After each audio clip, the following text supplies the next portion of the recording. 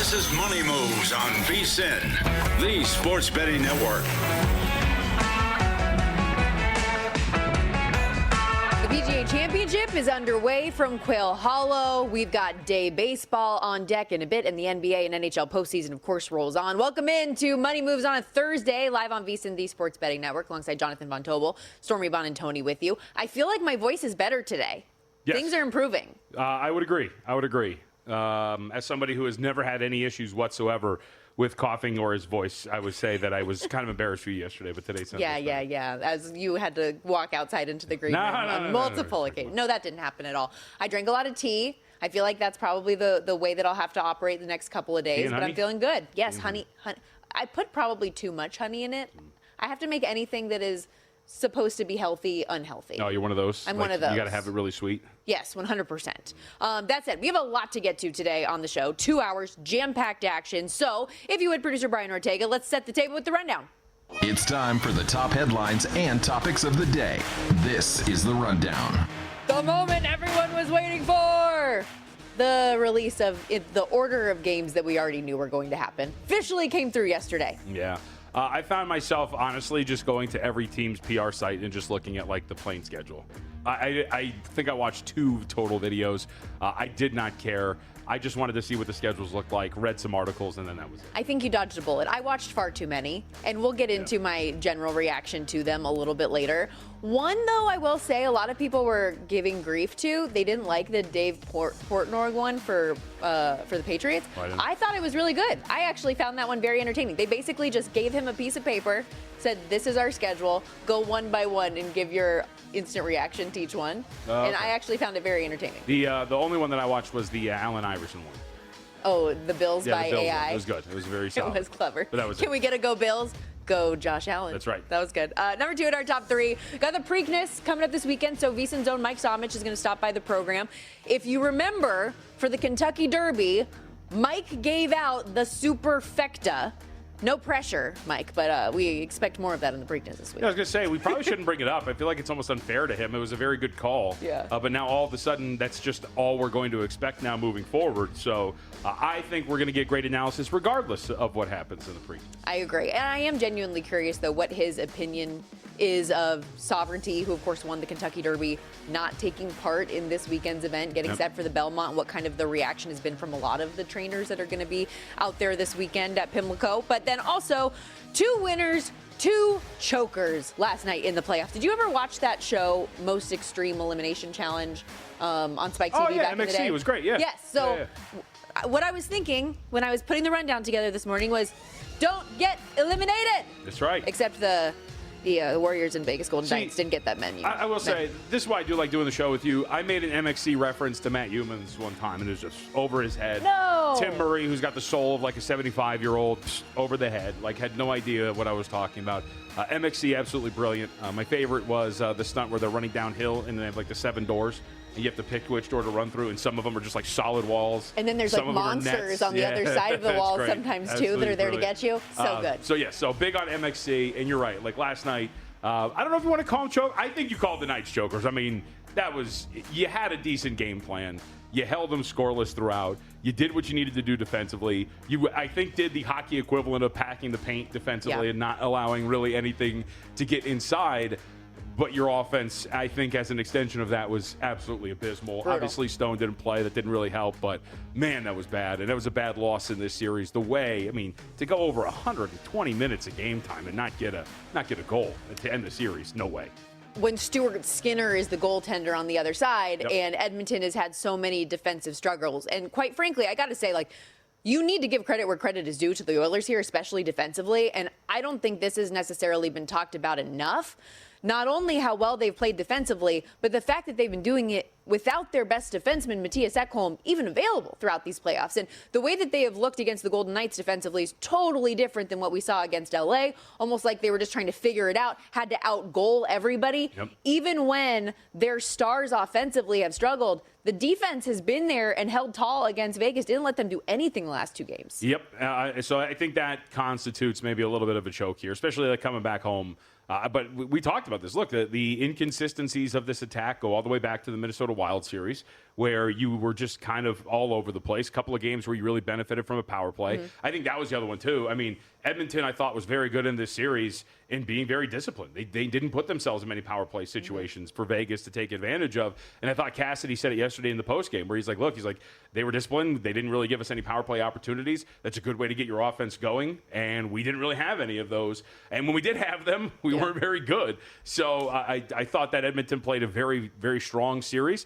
And despite the fact that the offense for them, especially in the last 2 games, was like, okay, here they are now in the conference finals, waiting to see who they're going to face. Yeah. Seems likely who they're going to face, and just 4 wins away from back in the Stanley Cup Finals again. Vegas, too, they had a bunch of opportunities. I tweeted about the one, just the Jack Eichel nasty move, sets up Brett Howden right in front of the net. Yep. Can't get it done. Eichel, I thought like he was going to make something happen at one point. He was putting the team on his back. Yesterday, right? It's the point guard who's dishing assists, but the shots aren't falling. Like, I thought there was the same thing when you're talking about Eichel being able to distribute. Brutal loss on the parlay, by the way. Right, Thanks a lot, Jack. Yeah. But that game, meanwhile, and I guess we can stick with the theme of hockey here briefly, but the Toronto Maple Leafs, an absolute no-show for them on home ice last night. Told you, man. I think you could see it coming, man. Like those 2 games in Florida were an absolute nightmare.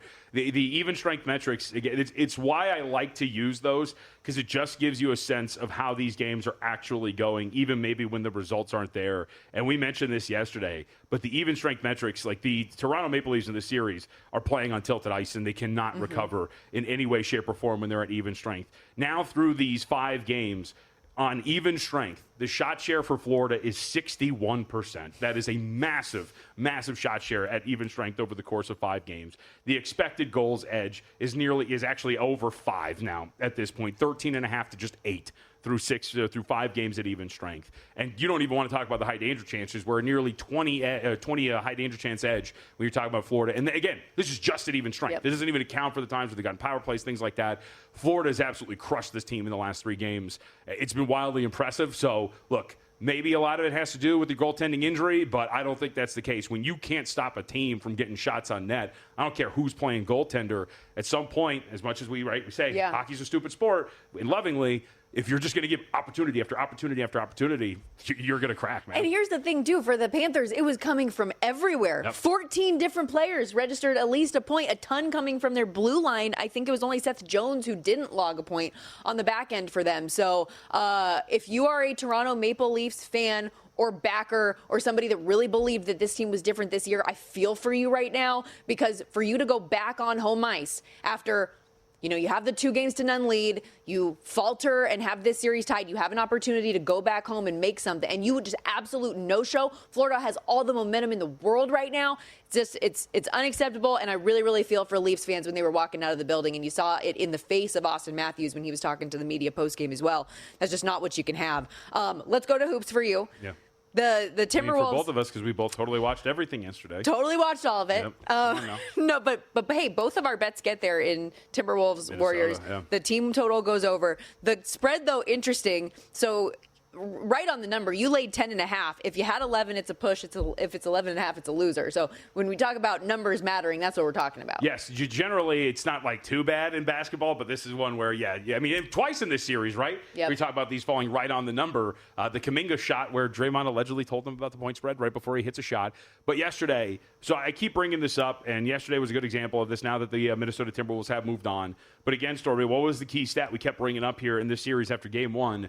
Points in the paint, shots at the rim. And Golden State just could not stop this team. And again yesterday, Minnesota has 37 shots within 4 feet of the basket, hits 31 of them. They dominate them in terms of points in the paint. Julius Randle was insane. I think they ended up having 72 points in the paint against the Golden State Warriors. It was finally like the Minnesota Timberwolves woke up and went, oh, hey, like, we're way bigger and way stronger. Maybe we should just try to do this. And sure enough, that was the case. And yes, they had 72 points in the paint in totality against Golden State last night. To me, that was the difference. If you go from game 2 on and you look at this series, they had nearly well over a third of their shots came in the restricted area, and they shot over 70%. And that was the big difference for this series. And you saw it again yesterday. Man, Minnesota, they're good, they're big, they're physically imposing, and they're going to be a challenge for anybody that they face, whoever comes out of that OKC series. Yeah, most likely OKC, but we'll see with the way the Nuggets just somehow continue to find ways to win games. Meanwhile, the fallen star theory for Boston seemed to work for them. And after the Celtics had such good starts, mostly in this series, they actually tied at halftime with the Knicks yesterday and then came alive in the third quarter. What did you take away from this one? I mean, first off, thanks for showing up finally, Jaylen Brown. Yeah. We talked about this yesterday, but Brown in this series had not been great at all. And then yesterday, he finally shows up in a really big way. An incredible stat line for Brown on a usage rate of 34.6%. He ends up having 26 points and 12 assists. Very, very good. So everything that flowed through him actually really worked. Yeah. The three-point shooting starts to fall. If you take away the heaves and non-garbage time and all those sort of things, which there wasn't really any garbage time, 21 of 44 from beyond the arc. It's always going to help you out.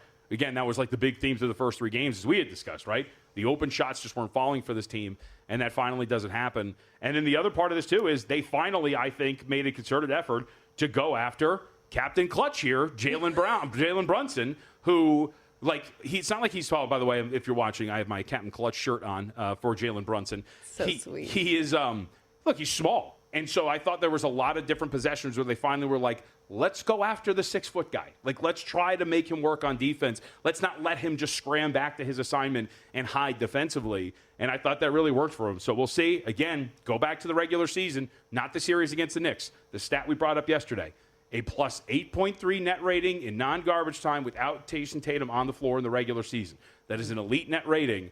Seems not dead. It's going to be hard to climb out of this hole, but the Knicks do have a fight on their hands. Yeah, they looked weirdly smooth without Jason Tatum on the court offensively. They are a 2.5-point dog tomorrow in Game 6, down 3-2. But if they come out hot in that game, who knows if doubt starts to creep in to the Knicks' mind and what could happen after that. So we're just getting started here on Money Moves. So much more to get to. The NFL schedule, some of that talk on the way. Plus, we have one baseball game, first pitch coming up in the next 10 minutes. We will preview that and more.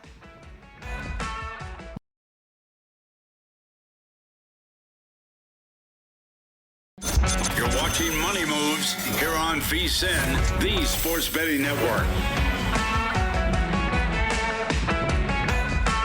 Back on this Thursday edition of Money Moves, VSiN, the Sports Betting Network. Stormy Buonantony, Jonathan Von Tobel with you. We've got some day baseball upon us this hour, including first pitch in Nationals Braves that's about to get underway here in a few moments. Nationals rebounded from a 7-game skid yesterday to beat Atlanta 5-4. Today's the finale of that 4-game set in Atlanta. Trevor Williams going for the Nats. A.J. Smith, Sauver going for Atlanta. Braves minus 205 favorites here at home. Run total 8.5. JVT, anything stand out to you? Yeah, well, it stands out that the market's betting the Nationals here today. We saw this open minus 230 over at some spots in favor of Atlanta. We're down to that minus 205, like you mentioned. So a little bit of a bump in favor of Trevor Williams, or maybe anti-A.J. Smith Sauver, but Sauver's been fine, but there are some signs of some regression, especially if you really put some emphasis on the expected ERA. 5.13 expected ERA despite a 2.76 earned run average. High walk rate, somewhat low in terms of the strikeouts. Again, you can balance out a high walk rate if you're mowing guys down and not allowing them to make contact. That is not exactly what Sauver's done up to this point. So I think you can expect like some regression, and I can at least buy the market going, all right, like he's not pitching to the point where we should make it this high. Mm-hmm. And the other thing with Trevor Williams, he's also the buy candidate, right? 5.88 ERA, but a 3.90 expected ERA, 3.97 fielding independent. Be getting a little unlucky. 3.58 batting average on balls in play. So when they're in contact, or excuse me, when teams make contact, reaches and in unfair fashion to an extent. So if you get a little bit of regression there, I think you can see both of these two guys at least kind of like ships pass into the night, and you can expect at least that the probability of the Nationals winning this start for Williams is a little bit better than what initially would indicate the opening price. Two more games in MLB that are set to get started in the next 20 minutes, 25 minutes or so. Twins, Orioles, White Sox, Reds. The O's got off to a good start yesterday while we were on the air, 3-0, but Minnesota wakes up, hits a couple of home runs. They end up winning that thing 8-6. As far as today goes, Orioles a short home favorite here again, minus 125, Twins plus 105, and then in White Sox, Reds, Cincinnati big minus 245 home favorites with Nick Martinez getting things started there against Bryce Wilson. The White Sox plus 200 there. I mean, I'm more curious if Tomoyuki Sugano is going to turn into a pumpkin at some point. That's a hell of a name, I gotta say. Very strong, very strong. 2.72 ERA, but a 4.59 fielding independent. Again, with that differential, at least what I like to look at is, these guys should at some point get got, and it really has that happened. He is getting really lucky on balls in play. A 229 batting average on balls in play against Lugano. So again, that should be closer to 300. You should be getting, when teams make contact against you, they should be reaching more than they are against you. So again, there are signs here that he is a dude that is due for a paddling at some point. The question, again, you ask yourself is, do you want to go to bat with with Minnesota, or do you want to trust that a guy like Paddock is going to pitch well enough to allow you to get the win? Because Paddock has not been very good. So maybe we go Minnesota first 5-team total over here. Again, kind of banking, just narrowing that down to Minnesota's lineup versus a guy that I think does have some regression statistics. But I have been waiting. I've tried to bet against Lugano. It hasn't really worked. So maybe I'm just wrong. Maybe he's just a pitch to contact guy, and it's just going to be that. But I do think there are a lot of signs that would tell you he is due for getting beat up at some point. And that is kind of the beauty of baseball, though. There are all these different angles that you can bet in on that thought process versus just winning and losing. And by the way, up on VSiN.com right now, and each and every day, we've got full breakdowns, previews of the MLB slate that day. I know it's a shorter group today, but Adam Burke's got an article up on the website. Josh Applebaum has his top picks through the betting splits, and obviously we always get his thoughts and insights on a Monday. But VSiN.com/subscribe right now. When you use our promo code PRO, you get 14 months of VSiN Pro access for just $199 right now compared to that usual $240 price. Plus, we also have NFL schedule release insights that are already live on the website as well, which is where we're going to kind of shift gears to now. We already knew the season was going to get underway in Philadelphia. Jalen Hurts and the Eagles trying to begin their attempt at a Super Bowl repeat. Will do so in the division as a 7.5-point favorite against the Cowboys. Total 46.5 on that one. I actually was kind of surprised that we didn't see a little bit of movement on that one because people were very high on, oh, wow, the Cowboys are getting a full touchdown in that spot. But all 272 games officially revealed yesterday per the strength of schedule metrics. And this is whether you're going off opponent record from a season ago or the opponent win totals this year. The New York Giants have the most difficult schedule in the NFL, and the San Francisco 49ers have the easiest. Yeah, and this for the 49ers, I think that's going to be the interesting one. Mm-hmm. With better health and with a much easier schedule, are we going to see a very strong bounce back from a 49ers team that we know can be better when they're very fully, when they're intact, if I can speak English? And I think that, to me, is going to be the most interesting one of some of these teams. Look, we know the Giants are. We know what the difficulty of the schedule is. Yeah. There's always going to be teams that are not going to reach their expectations, so schedules are not always going to be as difficult or as easy as they seem on paper. But to me, it's San Francisco and what that could be, because a really good team that we know has a history of making deep runs, being gifted a very easy schedule. Go back now 3 years where Philadelphia had the easiest schedule in the National Football League. They ripped through it on their way to a Super Bowl, albeit a loss to the Chiefs that first time around, but still, you can really do some damage with a schedule like the 49ers have. Yeah, win total sitting in 10.5 with that in mind. You remember this time last year, they were odds on to win the division. Yep. They ended up going 6-11 last in the NFC West. All of those injuries. Now this year, what does that roster really look like, though? They have a lot of pieces that are gone. So I'm curious when we get to training camp and preseason, what things look like and how that comes together, especially on the defensive side of the ball with Robert Saleh kind of retaking over. They need to stop the run. I think they did a good job in the draft kind of re-upping that unit with run-stopping type defensive players. But listen to the schedule. Non-division home games: Falcons, Panthers, Jags, Titans, Bears. Non-division road games: Browns, Texans, Colts, Saints, Bucks, Giants. Just two out-of-division playoff teams from a year ago.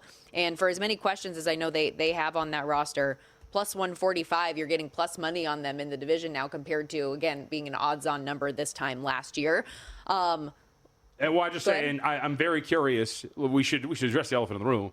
Your guy, Brock Purdy, and what that looks like. Mm-hmm. I mean, because there were a lot of skill position injuries, but if you go from week 7 on, the last 9 games of the regular season, he was a 29th ranked quarterback by PFF standards, 11 touchdowns, 8 interceptions. The turnover-worthy play rate was fine. He just wasn't accurate. And you do wonder if that was kind of what we all talked about, the MVP-ish year for him, right? Which was a lot of us, and I was one of them, was like, look, I think he's a fine quarterback. He also benefits from a wide variety of skill position strength. And when that disappeared, he disappeared. And so it's going to be very curious to see if he gets to take advantage of this as well. If we get to this bounce back, we don't have the new contract yet, but that's the other part about this is what do you get from Brock Purdy? Yeah, I think that he is better than he showed the back end of last season. The argument against Brock Purdy and him being not a good quarterback because he lost all of those weapons, I think just about any quarterback in the NFL would struggle if all of your top guys are unavailable, especially a guy like Christian McCaffrey, who's kind of the stir that straws the drink for that offense. But he should be back. Brandon Ayuk should be back healthy. Flip those. Huh? You got to flip those. What do you mean? The stir that straws the drink.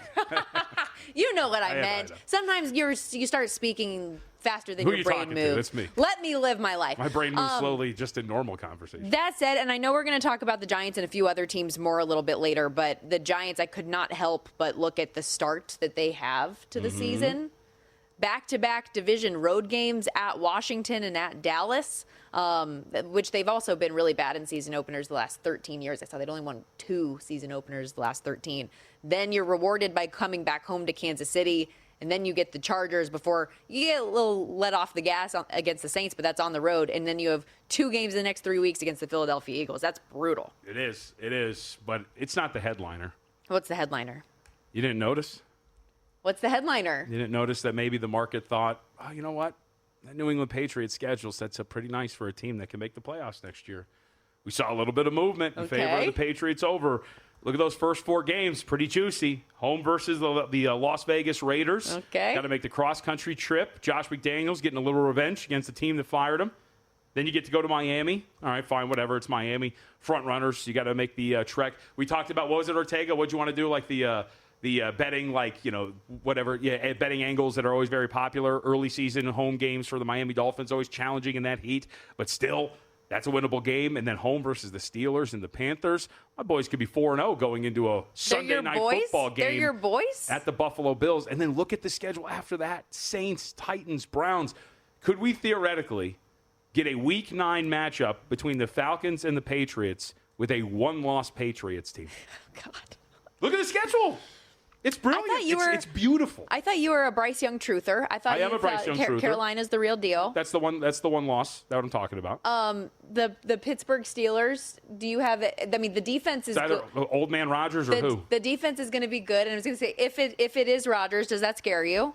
Is the back end of the defense going to be better? Because the sneaky part about the Steelers last year was that their coverage numbers, their secondary numbers actually weren't really that good. Their front seven was very solid. But I am very curious to see what this team really looks like, especially with the decrepit Old Man Rodgers potentially leading the way. You like their chances in Buffalo? Oh, yeah. Come on. You're wild. That's a loss, potentially, yes. most but likely. I understand what you're getting at all the here. way through that Falcons game, that is a schedule that is rife with opportunity. It is very, very forgiving. Did you see the Vrabel, the push-pull thing that he did? And it's like everybody's praising him for like, oh wow, what an amazing coach he is. He's really getting these guys going. And I was like, that was a viral TikTok from 2 years ago that he just blatantly copied and is saying to his. I mean, it's good. It's very motivational, but it's like it's literally a TikTok. We'll be right back.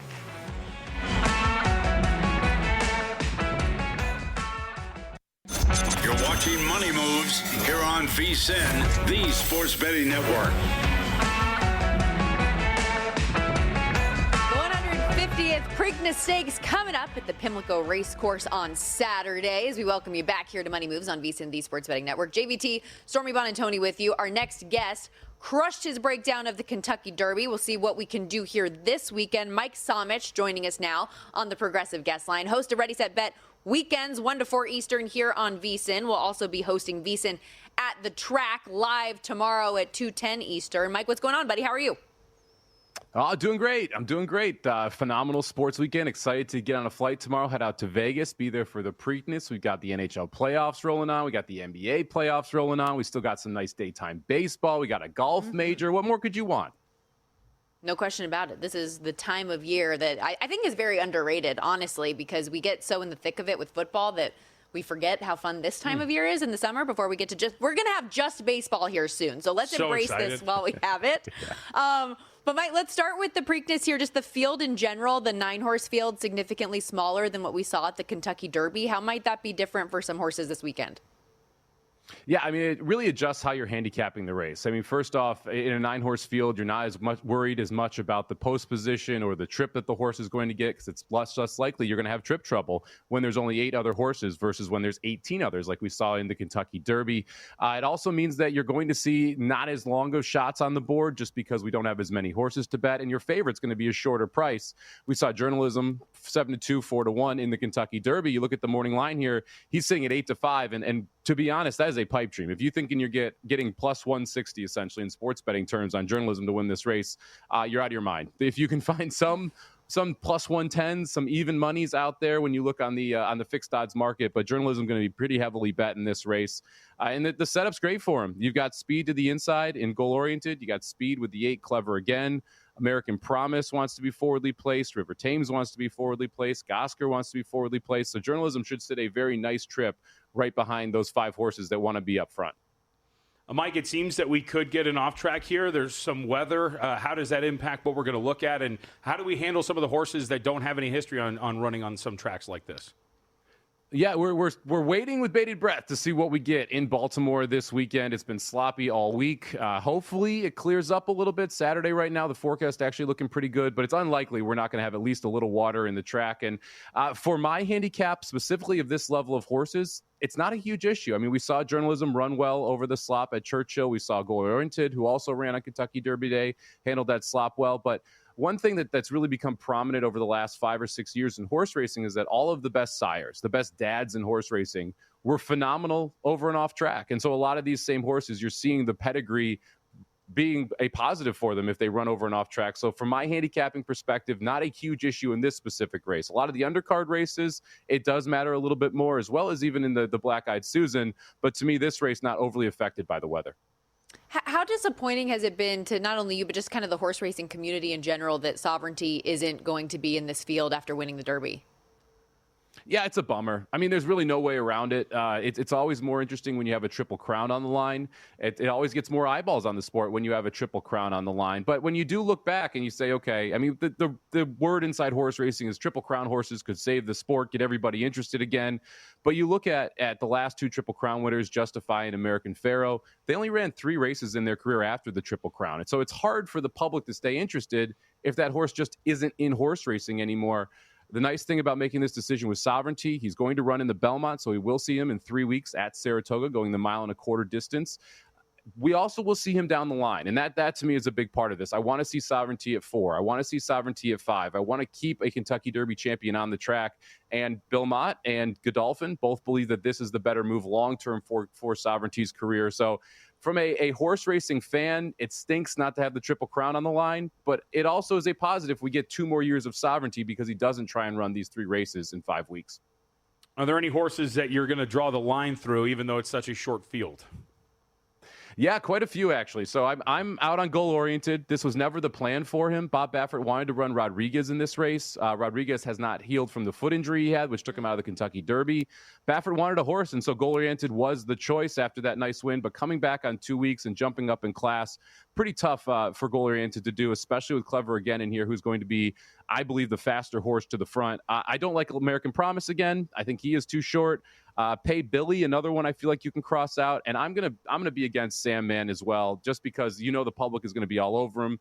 We talked leading up to the Kentucky Derby, the Griffin Johnson effect, and how that horse was going to get bet because of all the followers he's got on TikTok, on YouTube, on X, and I believe that's going to be the same thing here. So Sandman for me is going to be too short of a price to be interested. So I'm drawing a line through quite a bit of this field. I think you can draw a line through the 1, the 3, the 5, the 7, and the 9. And that leaves us with just 4 horses, which is convenient since 4 horses need to hit the superfecta for us to be able to cash that ticket. That is what we like to play here. So as Mike Somich joins us here, VSiN host, betting analyst, and of course, horse racing expert, what is the play? How are you approaching this year's Preakness? Well, it's not the same as the Derby, right? The Derby Superfecta, I talked about it leading up to it. It's averaged $51,000 over the last 10 years. You've got this huge field. You've got prices that are much more interesting than a shorter field. So it makes it more difficult to go after a big score here, especially since look, if journalism runs his race, he's by far the best horse, and he's going to be the favorite. And so if you want to make money, you've got to bet this in a little different manner. We talked about a $1 superfecta 2 weeks ago for the Kentucky Derby. I'm going to be betting a $5 superfecta here for the Preakness, and I'm just going to put journalism in that first spot. And then in second, third, and fourth, I'm going to be playing the 4 Heart of Honor. It's coming over from overseas to run in this race. He's coming from off the pace. I think that sets up well for him. The 6 River Thames, so I think is the actual second best horse in this race. And then the 8 Clever Again for Steve Asmussen, who I believe is going to be on the lead. So I'll play a superfecta 2 with 4, 6, 8 with 4, 6, 8 with 4, 6, 8 for $5. That'll cost you $30. Cool. All right, I like it. Before we move on from the ponies, any Black-Eyed Susan stakes tips for us? Yeah, I'm going to take a little bit of a shot here. Give me the number 7 horse, Reply, 8-1 on the morning line, trained by Brittany Russell, who is a very, very prominent trainer in that middle East Coast track circuit, does very well at Laurel, does very well at Pimlico.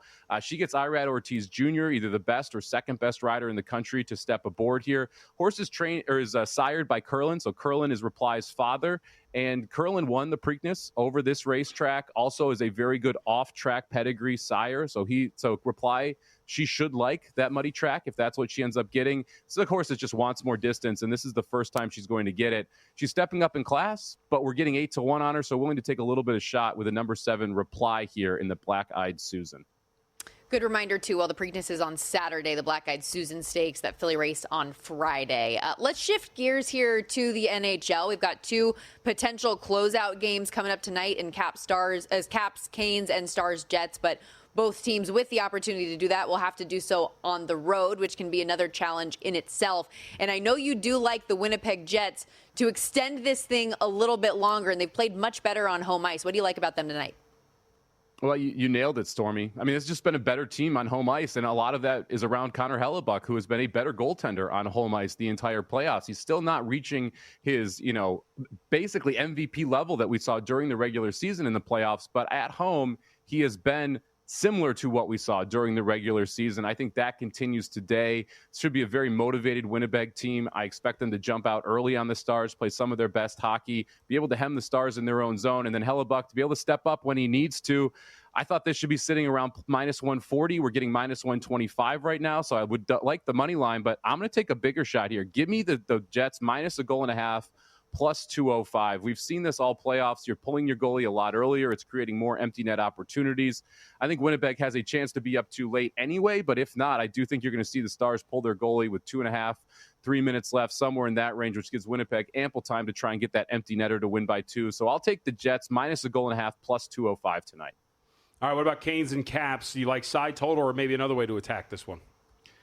This has been one of those series where I love the unders. First period under 4-0 so far in this series. Under first period 1.5, minus 130. Give me that all day, every day. This is a defensive struggle with 2 of the best goalies that are left in the playoffs, at least by the way they are playing right now.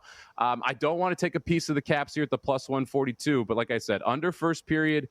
And then if you are watching in game, the second period under has been the best bet of the entire playoffs in this series. It's been lined at 2. Every single game. It is 3-0-1 to this point. We've only seen 2 periods where 3 goals have been scored. They've all been third periods in this series. If you're able to get a flat 2 in the second period, it is highly likely you win. If you don't win, it is incredibly likely you push. The chance of them scoring 3 goals in the second, very low. So give me the first period under, and then keep an eye in game. If you're watching this one live, second period under 2, a very good play as well. All right, you said that you wanted some nuanced and reasonable takes on horse racing from the 2 of us. I have something for you. I believe the Tomlinson rating to be flawed and not a great way to measure how horses will perform on off tracks. You crushed the Google there. I'm impressed. Way to come up with the Tomlinson rating. It is a little flawed. I'll give it to you. It is, but at the same time, it is a good baseline for understanding what to expect if you don't know too much about these sires. Oh, Mike, you're the best. Thank you for this, buddy. Yeah, you got it. Have a good one.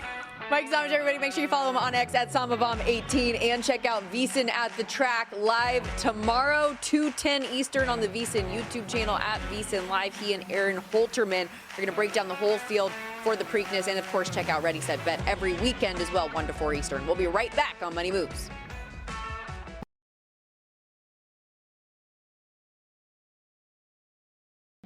You're watching Money Moves here on VSiN, the Sports Betting Network. What's going on, everybody? Back here on Money Moves, VSiN, the Sports Betting Network, Sirius XM channel 158. Thank you to Mike Somich for joining us. If you missed any of the Preakness preview, after this hour wraps up, make sure you head over to wherever you get your podcast. You can download all of that information. Also, he's going to be available VSiN at the Tracks live tomorrow for a full breakdown. We are monitoring the PGA Championship live in North Carolina, underway right now. This is an ugly leaderboard. I'm not liking what I'm seeing. It is so far. Now, a lot of big names have yet to tee off, so that's a good thing. So we'll maybe get some real stars at the top of this thing. But we have Jaeger at the top at 5 under through 16. Luke Donald, Ryan Fox, Alex Smalley all are in the clubhouse with a 67 at 4 under. JT Poston is at 4 under as well. So a lot of names that you're not really too familiar with or too excited about. Alex Noren just finished his round. He's at 3 under par as well. And then I just watched, this is the name, Siwoo Kim was 1 over, but just watched him chip in. So he is now 1 under with an eagle on 15. So just like that, 1 under and with a glut of golfers at that same score, including fairway Jesus Tommy Fleetwood. Scotty Scheffler, even par. Rory McIlroy and Xander Schauffele, both 2 over. My guy, Shane Lowry, 2 over. I thought about you when I was watching this morning because Shane did not get off to a great start. Not loving it, Yeah. but long weekend still to come As here. we always say, you can't win a tournament on the first day. You can definitely lose it.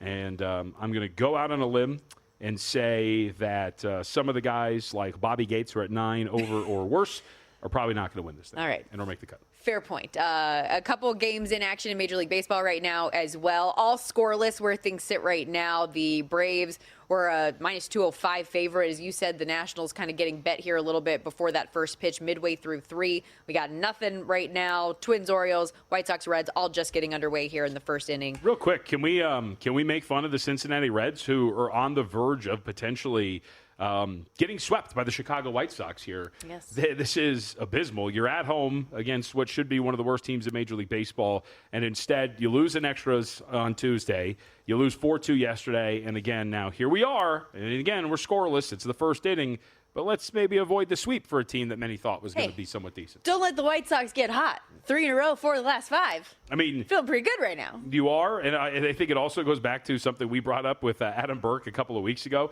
when he was in with us, which is, the Rockies at like minus 365, 365 to be the worst team in Major League Baseball. Seemed kind of cheap because the White Sox at least seem somewhat competent, and here we are. Yep, no doubt about it. What is that price now, I wonder? I'll look it up. I'll give it for you. Okay. We also have, it's a really short slate today, just 6 games overall. So those 3 already in action, 3 more still to come this afternoon. Rays, Blue Jays, Astros, Rangers, A's, Dodgers. And why don't we start with this Rangers team? Because they're your Rangers now all of a sudden with the division bet and article that you put up. Been cashing a lot of tickets against the Astros today. Good pitching matchup here with Hunter Brown and Jacob deGrom. I'm at odds here. Why? Well, these are my two. These are like picking between my 2 children. Oh, you just love them so much. Well, because I have, as Mike Palm and I share, we have a Hunter Brown Cy Young ticket. Not together, but we both have one. So Hunter Brown ticket, but Rangers guy now. Yeah, Rangers guy now. Very correct. So a low scoring 1-0 Texas Rangers win would be brilliant. Having said that, and I noted this in the article about the Rangers, to this point, this pitching matchup should be absolutely brilliant because Jacob deGrom, over his last 4 starts, has been absolutely untouchable. Sub-2 ERA, a fielding independent under 3. He looks like the old Jacob deGrom for the most part. Over the weekend, they went out to Detroit. I mentioned this, and we talked about this earlier in the week, right? Took a series from the Tigers. One of those games that they won, deGrom went out there, gave up 2 solo shots, but mowed down 10 Tigers hitters on the way to a win for the Rangers. He was and has been brilliant. So look, I took the low-hanging fruit. I went first 5 under 3.5. I think both of these guys are brilliant. I think they're both going to be able to really hold down 2 lineups that have not been consistently fantastic. Go back to the Rangers again. As much as I think there are buy signs on this team, again yesterday against the Rockies, you do your damage in the first inning, and then you kind of peter out a little bit. You end up plating 2 more later, or maybe 4 more later, but for the most part, you've been kind of quiet. So I think that this is a matchup where we get exactly what we expect from these two pitchers. I think that we are team low-hanging fruit then, because I bet under 7.5 in this game, and now we're seeing 7. This was as high as 8 at one point, but everything you laid out about DeGrom, Hunter Brown, 6-1 this year, 1.48 ERA. Astros bullpen, by the way, also number 2 ERA in baseball. So I went full game with it, just because I think that we're going to have low scoring throughout this thing. Anything else that you liked in Rays, Blue Jays, A's, Dodgers coming up tonight in the back end of the schedule? No, I didn't really think anything else stuck out. I do think it is worth mentioning one of our games of the night, if you will, yesterday, when everything was going on, very quietly, Yoshinobu Yamamoto goes out and puts forth a very average performance once again. 6 innings pitched, 3 earned runs. He walked 2. His walk rate over his last 4 starts is kind of starting to balloon a little bit here. So, I don't really have anything for this game today and what we're going to look at moving forward. But for this series, it's always been an interesting one. And this Athletics lineup, which is pretty solid, did make Yamamoto work a little bit yesterday. And with Sasaki now hitting the injured list, what this Dodgers team is going to be now moving forward, still going to be very good. But in terms of the National League Cy Young, as we had discussed, and we're waiting for some of these guys at the top to start getting cut down at the knees a little bit. We're starting to see it a little bit. And our guy, Michael King, hopefully, after a very strong start against the Angels the other night, can continue to kind of climb up that board, and the NL Cy Young race just becomes a little bit more wide open. But I did avoid the question. Beto is not really great. I'm not really looking to run it back him. 5.91 fielding independent, 4.75 on the ERA, so there's really no regression signs here. And you're not expecting much. I think we're going to get a Johnny Holstaff game here today for the Dodgers. Sauer's going to get the start, but he's usually coming out of the pen, so probably getting the open and then going to the rest of the bullpen after this. Maybe get a high-scoring affair. Market would indicate that. It is 10, but that's really all I thought about this one. Yeah, say what you want about the A's, but they have been able to hit this season. Dude, their lineup's really strong, man. And some of it has to do with playing at the park. You know, the over, I haven't really gotten back to it. I know you were on that pretty early, playing in Sacramento. This is obviously in L.A., but the whole point here being maybe you get benefit a little bit from playing in that ballpark, but this lineup's been consistently good, and it was part of the reason why Yamamoto had to work at the beginning of that game yesterday. Also, real quickly, while totals are on my brain, because I mentioned I took the full game under for Astros Rangers, forgot to mention this. The Astros have been a team that's kind of under the radar with all of the unders that they have had this year, specifically at home. 18-5 to the under at home. Yeah, I think part of it is that their lineup, too. You know, we talk about all of these teams. From a lineup perspective, they have really not been too strong when you're talking about their offensive production. Really middle of the pack for a lot of the different metrics there.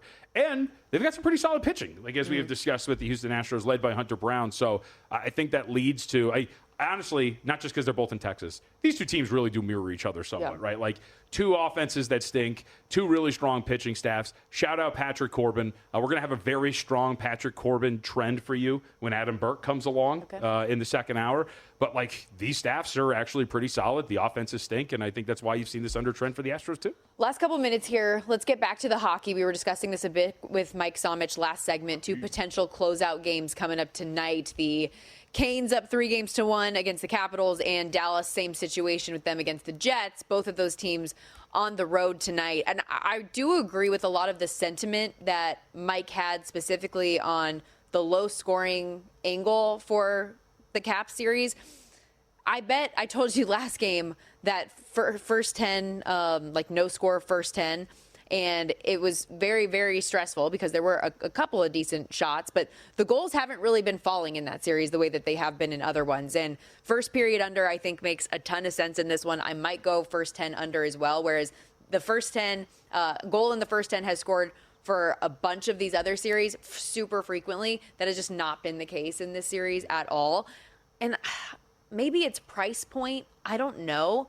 I feel like minus 170 is just too high for Carolina in this one. You know, I can understand that. The last time we said that, it was a 5-2 win for Carolina. I know. But I've said from the beginning, I thought that this series was going to be closer than it is. Washington, specifically 5-on-5, has just not played anywhere near their capabilities. Well, it seems like the market agrees because some spots open $180 or even higher. And that was like the buy point. Like DraftKings, for example, opened minus 170, got to 180. The buyback started there. So there is agreement with you in the market, at least, that the price point was a little too high, especially when you got to minus 180. I can understand that line of thinking. I don't know, man. Carolina. I know you love Carolina's analytics. You love the How numbers, can you and I don't not? blame you. Yeah, right? Like, how can you not? They've completely outplayed them. So I think it's pretty fascinating. Again, it goes back to the challenge of, I'm not saying anything crazy, betting money line sports. Like, at the end of the day, there's value in the price if you measure it, but you still have to have that team win for you. And that is tough when the other team has been so outmatched. Yeah, that's why for both of these games today, I'm looking more towards like totals and goals scored than I am winners and losers, because similarly, when you look at the Jets-Stars game, I know what the Stars have done. I know what they're capable of, but Winnipeg on home ice has been much better, as Mike was saying, too. And I feel like they could extend the series no matter how good Dallas looked in those 2 games at home. Speaking of home, this is my home, Las Vegas, Nevada. And if you guys want to come hang out and join us at Circuit, yeah, we're here every day. And you can come hang out with us. Get a 2-night hotel stay with a $100 dining credit, $100 beverage credit, and a day bed at Stadium Swim, all right now with their summer all-in hotel package. $400 is your all-in price for that 2-day stay. No extra rates, no added resort fees, none of that. CircleLasVegas.com is how you can sign up. Come hang, visit us at the studio, and get your pool on this summer. We'll be right back resetting for hour 2 of Money Moves after this. If your job at a healthcare facility includes disinfecting against viruses, you know prevention is the best medicine. And maintaining healthy spaces starts with a healthy cleaning routine. Grainger's world-class supply chain helps ensure you have the quality products you need when you need them. From disinfectants and cleaning supplies to personal protective equipment, so you can help deliver a clean bill of health. Call 1-800-GRAINGER, click Grainger.com, or just stop by. Grainger, for the ones who get it done.